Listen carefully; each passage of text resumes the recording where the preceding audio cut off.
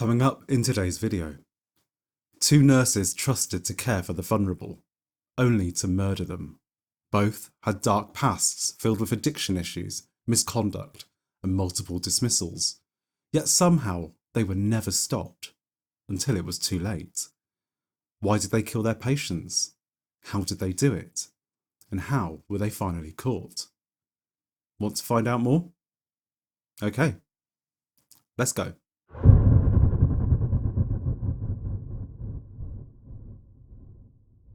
Kimberley Saenz should never have been given the opportunity to kill.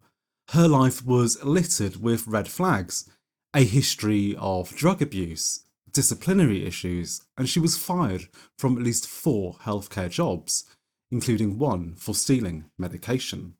Despite this, in early 2007, she was hired by the DeVita Lufkin Dialysis Centre after they failed to run any background checks. This failure would result in the murder of at least 5 patients. Things were off from the beginning. Colleagues disliked her poor performance, bad attitude, and the unprofessional way she voiced her dislike towards some patients, some of whom would later lose their lives. In early 2008, there was an increase in emergency calls to the clinic, with patients falling unexpectedly ill during their treatments. And what did they have in common? Saenz was always on duty during these incidents. Some staff grew suspicious but lacked enough evidence to take things further. But within a few months, this situation would escalate in a way that left no doubt about what was happening. In April 2008, there was a huge spike in incidents. For example, in the previous 15 months, emergency medical services had only been called to the clinic twice.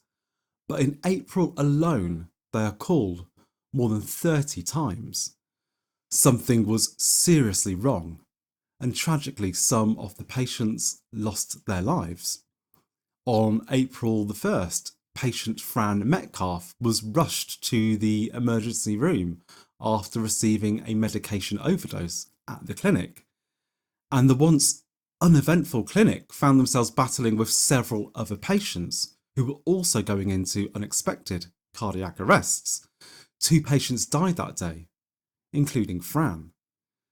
Saying goodbye to her mother in the hospital, Fran's daughter knew something was seriously wrong.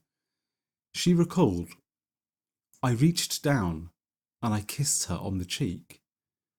When I did, there was a horrible smell that burned my eyes and nostrils. It smelled like bleach." It was clear that something was wrong at the clinic. The following day, DeVita hired a clinical coordinator to review what had happened and to initiate changes. But despite her presence, the incidents continued, with patients suddenly falling ill. Soon, 2 more patients would lose their lives, but Saenz would be caught in the act. At the end of April, Saenz was working a shift alongside the clinical coordinator. In the clinic are Linda Hall and Lurleen Hamilton.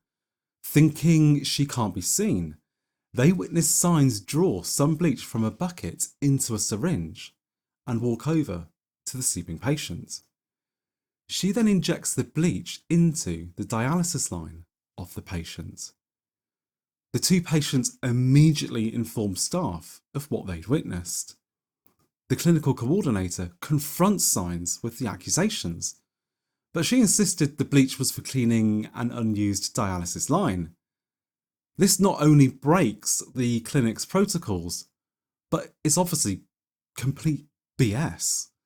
The clinical coordinator informs management and the Centers for Disease Control, CDC. Saenz is immediately terminated. Services at the clinic are suspended, and an official investigation begins.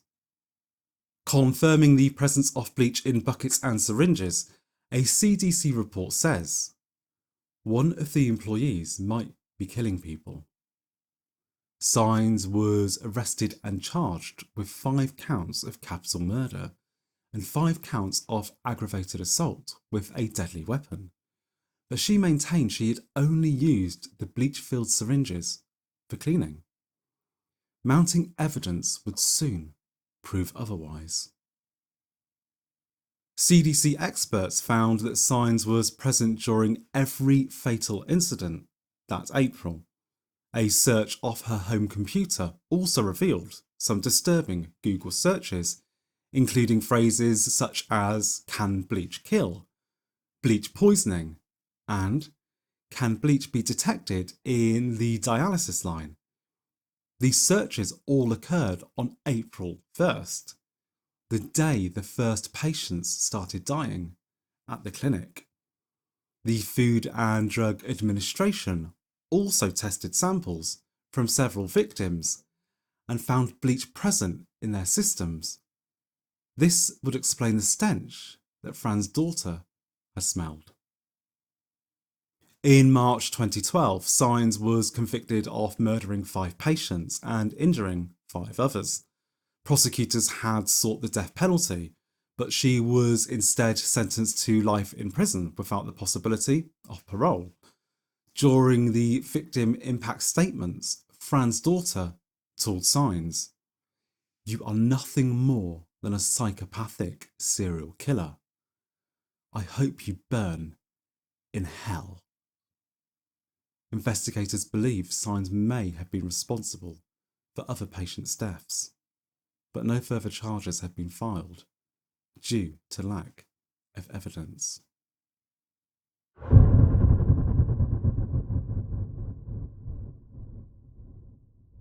Elizabeth Wettlaufer is another nurse who should have had her medical licence revoked long before she was given the chance to murder. Employed by Crescent Care in 2007, her time there was littered with multiple suspensions for mistakenly administering incorrect medications to patients. She also had substance abuse and alcohol issues, often showing up to work under the influence. Despite this worrying history, it took 7 years for Crescent to finally fire her. But by this point, the damage had already been done. She'd taken the lives of at least 8 people by injecting them with fatal doses of insulin. And disturbingly, she wasn't even caught. She turned herself in. After her contract was terminated in 2014, Wettlaufer took on a series of temporary jobs, but would soon wind up being dismissed again. In one incident, confessing to a neighbour she'd been fired from one position for stealing medication and from another for making a medication error while high, an error that nearly killed a patient. It was in 2016 that the full horrifying truth would finally be revealed. That September, Wettlaufer admitted herself into Toronto Centre for Addiction and Mental Health. While settling in, she sent a text message to a friend that read, "Somebody had died because of something I did at work." When the friend assumed it was an accident, she clarified that no, it was intentional. And worse, that there were multiple victims. Around 2 weeks after she entered the facility, she started confessing to staff about all the patients she had killed. At first, they were uncertain whether her statements were real or delusional. A psychiatrist at the facility encouraged her to write down her thoughts, telling her that anything she disclosed would be turned over to the police. This didn't deter Wettlaufer. She started to write down the details of her evil crimes, why she did it, the anger she felt towards some patients, and a detailed account of the first murder. She then divided a page into 2. On the left were the names of the survivors. On the right were those that she had killed. On the right-hand side of that page was the name of her first confirmed victim, James Silcox, a resident of Crescent Care, the 84-year-old murdered by Wettlaufer in August 2007 after she injected him with a fatal dose of insulin. In her written account, she explained her motive was an urge she felt to overdose James after she felt that he had allegedly been inappropriate. The writing continued as Wettlaufer detailed the final moments of other seniors whose lives she had taken between 2007 to 2014. But even after being fired at the care centre, the killing continued. Her last known victim was 68-year-old Beverly Bertram, whom Wettlaufer had deliberately injected with insulin in August 2016 at a private residence in Ontario. During the course of these confessions, the friend she had been texting urged her to contact the police. But there was no need. The staff at the facility had already done so. Wettlaufer fully cooperated with the police and agreed to give a recorded statement at the local station. In chilling detail, she confessed to 8 murders, explaining how she fatally overdosed the seniors in her care with insulin. Their deaths, once believed to have been from natural causes, now being seen for the vile crimes they were. She described her desire to kill as a red surge, a sort of divine influence that, in her mind, guided her actions. To her reckoning, it seems she wasn't responsible for her crimes. God had told her to do it. In June 2017, Wettlaufer pleaded guilty to 8 counts of first-degree murder, 4 attempted murders, and 2 counts of aggravated assault. She was sentenced to life in prison. So those were 2 killer nurses who betrayed the trust of the patients they were meant to care for. Do you think they could have been stopped sooner? What do you think of their sentences? Post your thoughts in the comments below. And if you'd like me to do a deeper dive into either of these cases, let me know that too. And finally, if you're interested in true crime content, then have a think about subscribing, as I post a new video every week. But until then.